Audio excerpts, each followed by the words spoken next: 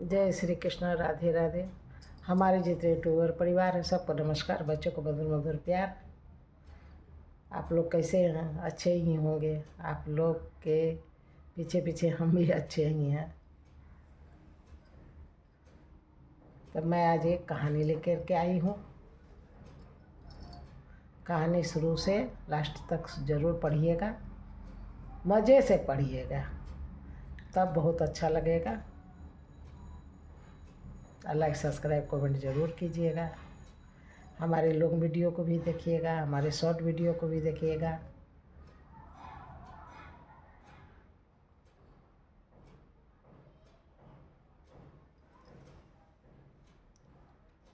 तो कहानी यही है।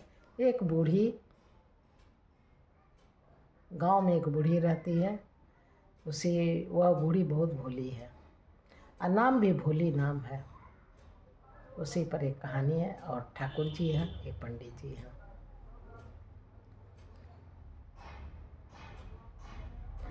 अब बूढ़ी का बात जहाँ से आया तो जिंदगी क्या है। जिंदगी एक कटिंग पतंग की तरह है।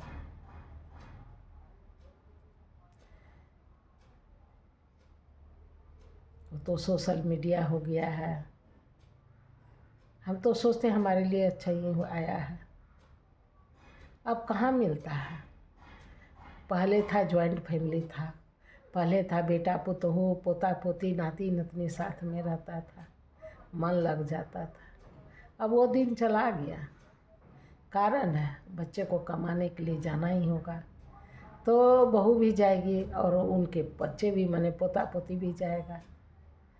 घर में रह गया कौन? उस चार दीवारी में रह गया बूढ़ा बूढ़ी। अब वह भी दिन चला गया जो किस गांव में रहता था सब समाज में। तो चार बूढ़ी एक जगह बैठती थी, मन की बातें करती थी। अब तो मन की बातें मन ही राखो गोई, सुनठ लियन लोग सब बाटे लिहन कोई। किसको सुनाए, वह समय ही नहीं रहा। समय गुजारने के लिए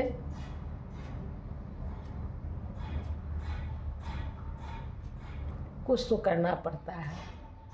और क्या करें, कौन काम है। खाना बनाना है, खाना है, रात दिन काटना है।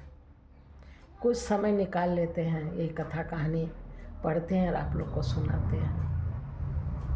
बातें बहुत हैं लेकिन ज़्यादा नहीं बोलेंगे, कम ही बोलेंगे। अब हम कहानी शुरू करते हैं। जय श्री कृष्ण। राधे राधे। भावुक हो गए थोड़ा। जिंदगी यही कटी पतंग की तरह है। किससे बात किया जाए। घर कितना अच्छा रहे, दीवार से बात नहीं किया जाता। घर में तस्वीर बहुत है, तस्वीर से बात नहीं किया जा सकता। जय श्री कृष्ण। राधे राधे। अब ज़्यादा नहीं बोलेंगे। एक गांव में एक बूढ़ी रहती थी। उसके घर में सब कुछ भरा पूरा हुआ था। बेटा पुतो नाती नतनी सब था। वो अपने पोता पोती के साथ खूब खेलती थी, खूब गाती थी। पहले ज़माने में था भी कि नानी दादी दादी एक कहानी बोलो। अब कहाँ, पोता तो बाहर रहता है, पोती बाहर रहती है। अब दादी किसको कहानी सुनाएगी। ऐसा बहुत ऐसा एक है जो माँ साथ में है तो पोता पोती को कहानी सुनाती है। लेकिन सबके साथ वैसा नहीं होता है। तो वह रोज नित्य प्रतिदिन मंदिर जाती थी ठाकुर जी का। और मंदिर में जाके ठाकुर जी को बहुत दिल से निहारती थी, आत्मा से पूजा करती थी। और पुजारी कैसे श्रृंगार करते थे ठाकुर जी का, वह भोली देखती थी। बूढ़ी का नाम था भोली। गांव समाज में कभी झगड़ा नहीं करती थी, इसलिए पूरा समाज का आदमी उसको बहुत प्यार करते थे। और भोली को एक दिन नहीं कोई देखता था तो खुशता था सब कोई गाँव वाले। भोली किधर गई, भोली किधर, आज भोली को नहीं देखे, आज भोली। को नहीं देखे। अब भोली तो वहाँ मंदिर में पुजारी जी का पास बैठी है और पुजारी जी कैसे ठाकुर जी को श्रृंगार करते थे वह देखती थी। तो पुजारी भी बोलते थे कि भोली तू आती है, तू ठाकुर जी को निहारती है तो मुझे और भी अच्छे से श्रृंगार करने में मन लगता है। यही दिनचर्या था भोली का। एक दिन पुजारी बोले, भोली मैं कुछ दिन के लिए बाहर जाना चाहता हूँ, क्या तू मंदिर का सेवा करेगी? भोली बोली, ना बाबा ना, 2-4 दिन ना, 2-4 दिन हम बूढ़े हैं, हमसे नहीं संभलेगा।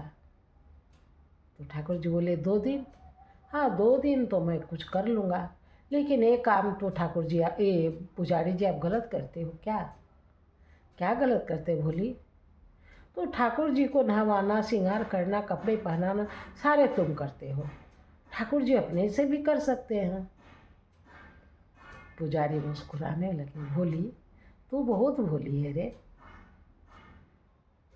अच्छा 2 दिन के लिए मैं जा रहा हूँ ना, तू सेवा करके देख ले।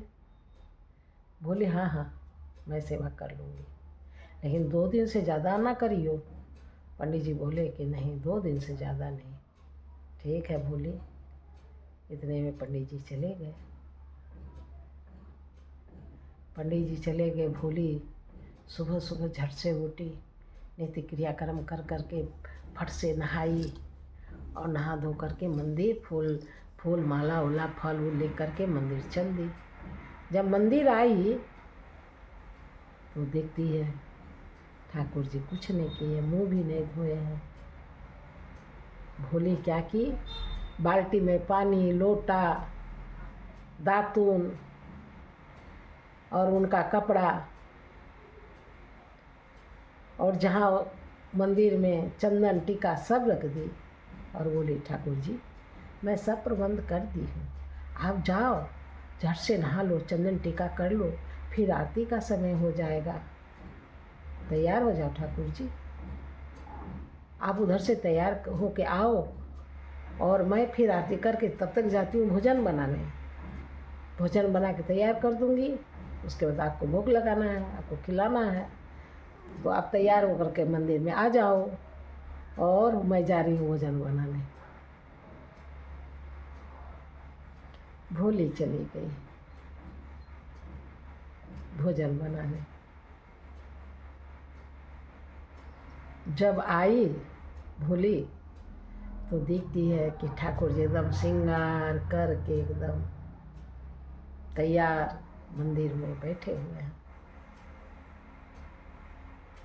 जल्दी जल्दी फूल माला पहनाई, आरती की और भोग का सामान खाना उनका आगे में रख के बोली जल्दी से ठाकुर जी खा लियो, बहुत टाइम हो गया, कितने देर भूखे रहोगे, खा लियो, मैं फिर आकर के आपका मुंह साफ कर दूंगी और थाली भी धो दूंगी। मैं भी चली खाने। ठाकुर जी के आगे में जितना खाना बनाई थी, भोजन बनाई थी, सब ला करके धर दी और वो चली गई। ठाकुर जी तो खा लिए, भोजन खा लिए, मुंह में थोड़ा जूठा लगा हुआ था। भोली भी उधर खा ली। जब आई तो देखती है वो ठाकुर जी के मुंह में जूठा लगा है। वो मुंह नहीं धोए ठाकुर जी, ठीक है मैं धो देती हूँ, कोई बात नहीं है। गाई प्रेम से मुंह धो दी, आंचल से मुंह पोंछ दी। इसी तरह 2 दिन भोली का बीत गया। बहुत आनंद आया भोली को कि खामखा के पंडित जी ठाकुर जी को अपने से नहीं करने देते हैं, नहाने देते हैं। देखो तो आज कितने सुंदर सज गए अपने से, भोजन भी कर लिए, सिर्फ मुँह धोना पड़ा, हमको खाना बनाना पड़ा, ज़्यादा काम भी नहीं पड़ा, मैं भी बूढ़ी हूँ। यह बोलते बोलते चले गए। दूसरे दिन भी यही रहा। तीसरे दिन पंडित जी आ गए। पंडित जी बोले भोली क्या समाचार है? बहुत अच्छा समाचार है। तो सब कर ली। मैं क्या करूँगी सर, मैं पानी रख दी, सारा इंतज़ाम कर दी और ठाकुर जी को बोल दी नहाने के लिए। ठाकुर जी नहा लिए, मैं भोजन ला के धर दी, ठाकुर जी खा लिए, मैं उनका मुँह धो के आंचल से मुँह पोंछ दी। तो पंडित जी खटखटा के हंसे कि क्या बोल रही है पगली, तू क्या बोल रही है भोली। मैं सच बोलती ठाकुर जी, ये पंडित जी। अब पंडित जी बोले ठीक है भोली, कल भर तू करके दिखा दे और फिर मैं कभी नहीं बोलूँगा। बोले ठीक है, मैं करके दिखा देती हूँ। दूसरे दिन फिर आई और फिर उसी तरह सब कुछ रख दी और जाके ठाकुर जी सज धज के तैयार हो गए।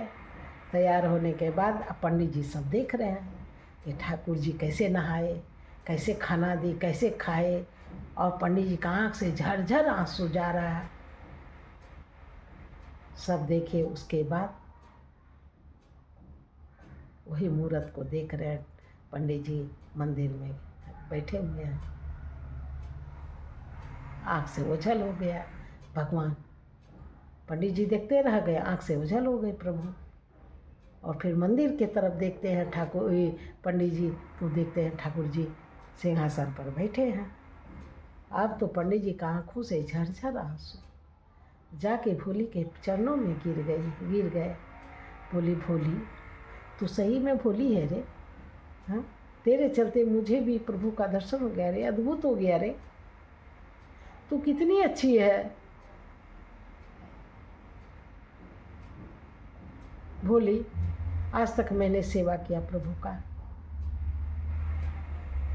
मुझे दर्शन नहीं दिए। तू दिल से पुकारी, तू दिल से प्रभु से बात की, और तुम्हारे चलते मैं भी प्रभु का दर्शन कर लिया भोली। और मैं क्या बोलूँ बोली। धन्य हो भोली, तू धन्य हो। भोली का यह समाचार पूरे गांव वाले जब सुने तो सब भोली को बोले, भोली तो भोली होती है, इसलिए हर मनुष्य को भोली जैसा ही बनना चाहिए। जय श्री कृष्ण, राधे राधे। फिर मैं कल दूसरी कहानी लेकर आऊँगी और आप लोग इस कहानी को दिल लगा के सुनिएगा। बहुत अच्छी कहानी है, ये सच्ची कहानी है। राम राम, जय श्री कृष्ण, राधे राधे।